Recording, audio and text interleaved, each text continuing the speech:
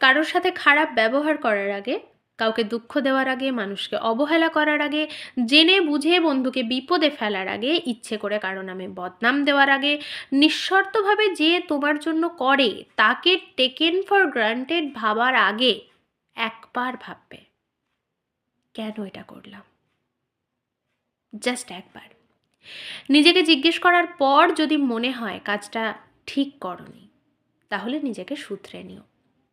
যার সাথে অন্যায় করে এলে, যার সাথে দুর্ব্যবহার করে এলে, ইচ্ছাকৃত যাকে আঘাত দিয়ে এলে, তার কাছে ক্ষমা চেয়ে নিও।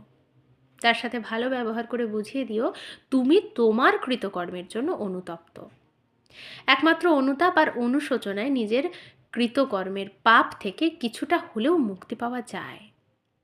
খারাপ করার পরেও যদি তোমার বিবেক কথা না বলে, তাহলে যেন তোমার পাপের ঘড়া পূর্ণ হতে চলেছে খুব শিগগিরই। জীবনের সব হিসেব একদিন তোমাকে বুঝিয়ে দেওয়া হবে তোমার জীবন দশাতেই। কার জন্য কি করেছো কেউ জানুক বা না জানুক, কিন্তু তুমি তো ভালো করেই জানো। মনে রাখতে হবে, প্রতিটা পাপের হিসেব অভিশাপ হয়েই ফিরে আসে।